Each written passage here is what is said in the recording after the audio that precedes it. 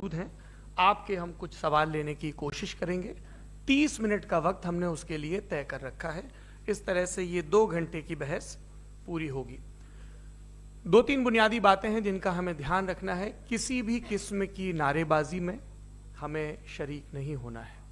ये हल्ला गुल्ला नहीं है, क्योंकि पूरी दुनिया देख रही है, तो एक नज़ीर कायम करनी है, एक उदाहरण लोगों के सामने रखना है कि पढ़े लिखे लोग इत्तेफाकी और ना इत्तेफाकी रखते हुए भी, एक दूसरे से सहमति और असहमति रखते हुए भी बात कह सकते हैं।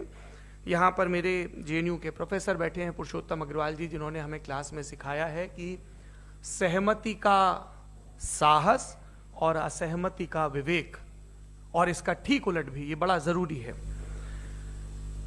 दूसरी बात, ये किसी एक धर्म के बारे में बहस नहीं है, ये बात सबको स्पष्ट होनी चाहिए। किसी धर्म को महान बताने या किसी धर्म को कमतर बताने की ये बहस नहीं है। तो यदि कोई इस उम्मीद से देख रहा है या यहां आया है, तो मैं आपको आश्वस्त करना चाहता हूं कि आपको नाउम्मीदी हाथ लगेगी।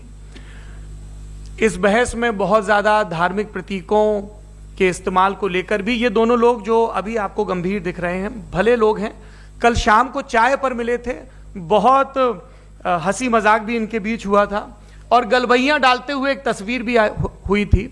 ये इस बात का प्रमाण है कि इंटरनेट पर जो हल्ला मचा हुआ है उसके मुकाबले ये दोनों लोग बहुत ही अच्छे शांत ढंग से बहस के लिए राजी हो गए हैं। ट्विटर की बातें ट्विटर तक सीमित, एलन मस्क आजकल उसको एक्स कहते हैं। और अब इस बहस की शुरुआत मैं इन विद्वानों का, हालांकि इनको परिचय की जरूरत नहीं, पर हो सकता है, हमें पत्रकारिता में सिखाया जाता है कि नेवर अज्यूम, विज्ञान भी यही कहता है।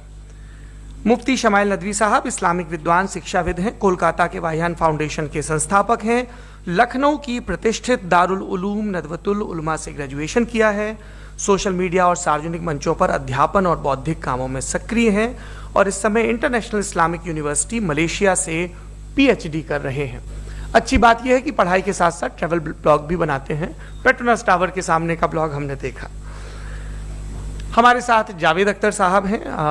जावेद अख्तर साहब कवि हैं, शायर हैं, गद्य भी लिखते हैं, फिल्मों के लिए संवाद लिखे हैं, गीत लिखे हैं।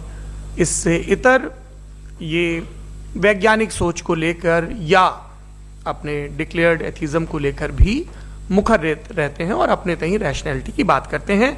देवियों और सज्जनों, डज गॉड एग्जिस्ट? इस सवाल का जवाब सब अपने अपने तहीं खोजने की कोशिश कर रहे हैं। कोई इसको गॉड डैम पार्टिकल की खोज बताता है, कोई गॉड पार्टिकल की खोज बताता है, कोई हिग्स बोसान की खोज बताता है, कोई ये सवाल जवाब तलाशने की कोशिश करता है कि मास एग्जिस्टेंस में आखिर आया कैसे, हुआ क्या था, सृष्टि के पहले, समय के पहले क्या था, और कोई ये कहता है कि ये सारी खोजें जिस मस्तिष्क में हो रही हैं प्रकृति के क्रम में, वो कैसे विकसित हुआ। मैं उम्मीद करता हूं कि हम आज इन बुनियादी सवालों के कुछ जवाब हासिल करने में कामयाब हूं। मैं सबसे पहले मंच पर आमंत्रित कर रहा हूं मुफ्ती शमाइल नदवी साहब को। आइए सर जी।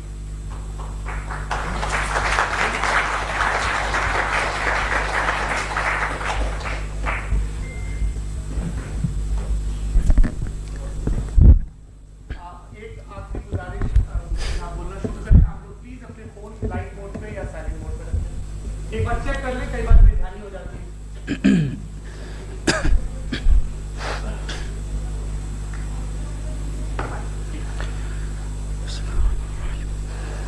तमाम तारीफें उस क्रिएटर के लिए जिसने इस यूनिवर्स को एक मकसद के तहत पैदा किया है।